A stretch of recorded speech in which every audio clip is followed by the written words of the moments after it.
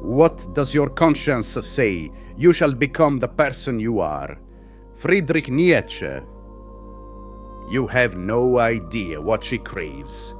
You think she wants safety, soft words, gentle hands, a pillow of comfort where she can rest her soul. That's what you were told. That's what they printed into your skull with lullabies and hollow school books. But they lied. She doesn't want safety. She wants the flame. She wants the man who burns, who dares, who scars. She wants the man who bleeds truth even when it stings her. She hungers for the ache, the uncertainty, the wild danger of presence so deep it unearths the bones of her own lies. And you fear being that man. You are terrified of your own edge. You've been tamed into softness, your fangs dulled by convenience, your eyes lowered by shame. You've traded the wilderness of your spirit for the warm, padded coffin of understanding. But deep down, beneath the layers of apology and performance, there is still a howl in your faint, buried, but not dead. She doesn't want the pain of cruelty.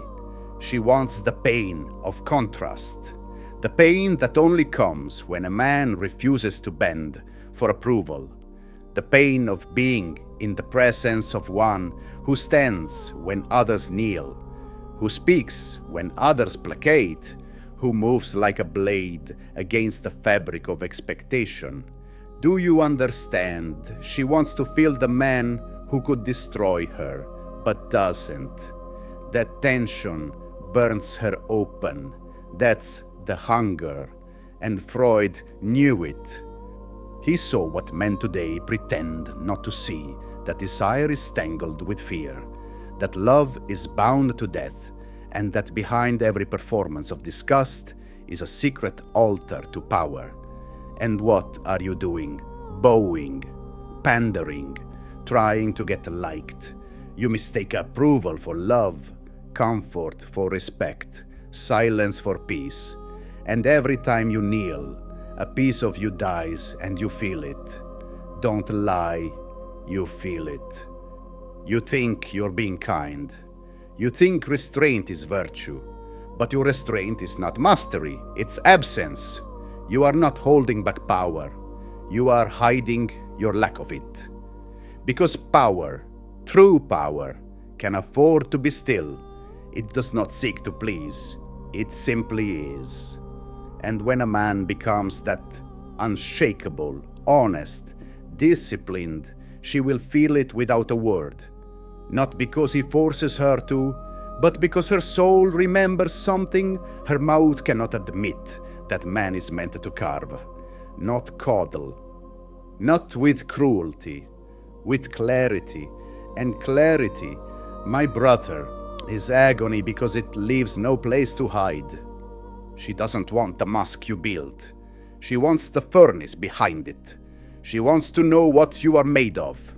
And when she tests you, and she will, she's not asking to be obeyed. She's begging to be met, matched, stilled, not dominated, directed, not silenced, steadied. And what do? You flinch, you explain, you apologize. You try to fix what was never broken, just misunderstood. You become smaller, thinking she will feel safer. But no one respects what kneels without cause.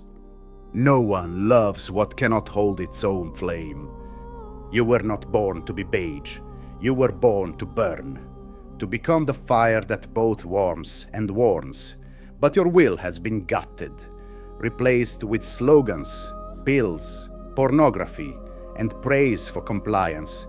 You scroll, you sigh, you numb, you act like your softness is strength. But it is surrender not to her, but to the void. And in that void, your soul withers. Because the truth is simple, she will test you until she finds a wall, a boundary, a line of iron that says, here, no further. Not shouted, just known. And if she never finds it, she will lose respect, then love, then presence. And you'll be left wondering what happened. You'll call her cruel, you'll call her confused. But she wasn't. She was starving. The woman you want cannot be won by mimicry. She does not bloom in the greenhouse of comfort. She grows in the soil of awe. And awe does not come from looks, or money, or charm. It comes from depth, stillness, vision, and discipline so savage it bends time around it. So who are you really? Are you the man who adjusts, or the man who ascends? Are you the man who reacts, or the man who remembers? Do you even know what you believe, or are you a patchwork of memes, mottos, and dopamine loops? When was the last time you sat in silence and asked the one question that unmakes cowards, what if I'm the problem? You must confront it, the weight of your own surrender, the years you spent bending your spine to be liked, the nights you silenced your truth to preserve peace that wasn't real, the masks you wore, the yeses that killed your edge. Do not look away. Drag every excuse into the light. Your porn addiction is not pleasure, it's powerlessness. Your endless scrolling is not escape, it is exile. Your anxiety is not a disease, it is your soul screaming that you are out of alignment. You are not broken, you are buried, beneath shame, beneath fear, beneath habits so familiar they've become sacred. But sacred does not mean true. You have a choice right now to remain an echo or to become a hammer, and hammers do not negotiate. They shape, they strike, they form. That is what she is waiting for. Not flowers, not flattery form. A man who shapes himself first, who does not demand respect, but embodies it, who does not chase, but commands by presence alone. Can you become that? Can you wake before the sun and train while the world sleeps? Can you turn off the noise and face the mirror, barefaced, no filters, no mantras?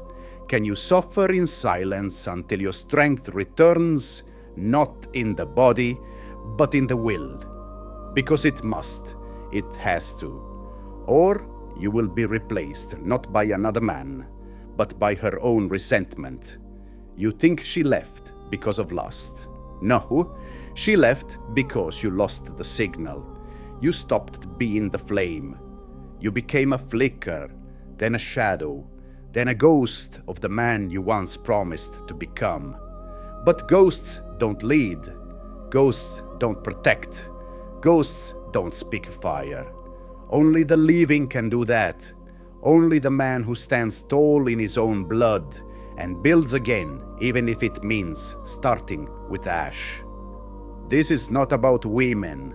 This is about you. She is the mirror, nothing more, nothing less. If you are hollow, she will reflect it. If you are whole, she will feel it. If you lie, she will test it.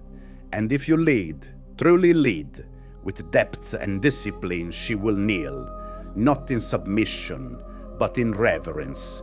Not because you forced her, but because she recognized something ancient in you, something no algorithm can fake, something no weak man can mimic. The weight of a man who has faced himself and did not flinch. Now stare at the ruin, the wasted days, the fear that shaped your every step, the softness that seduced you into mediocrity, the pain you blamed on everyone else. Stare until your tears dry and your breath steadies. Stare until every excuse turns to ash. This is the mirror, and it does not lie. You have been small, you have been passive, you have been performative, and that's over now, not tomorrow. Now, because the world is not waiting. She is not waiting. and time will not wait. You must build again, but not the man they told you to be, the man you were before the world molded you into compliance, the man who walked with gods in his bones and a storm behind his eyes, the man who did not apologize for existing, who did not dilute his edge to be palatable, who knew that love without truth is manipulation, that strength without kindness is tyranny, that clarity without courage is useless. You must become that man again, not for her, not for them, but for you.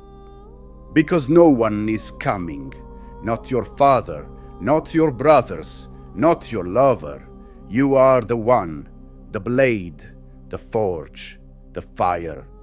So stand, alone if you must, bleeding if you must.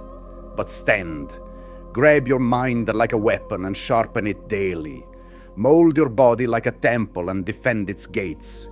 Guard your soul like it holds the last flame of a dying world. Train in silence. Speak only truth. Move with honor, not performance. Lead, not for applause, but because your spine demands it. Become the man who does not chase, because what is real cannot be chased. It must be magnetized by the gravity of your being. And in the end, when the masks are gone and the world is quiet, and you are alone in your room with only the sound of your breath and the weight of your choices, you will hear it, the voice you buried long ago.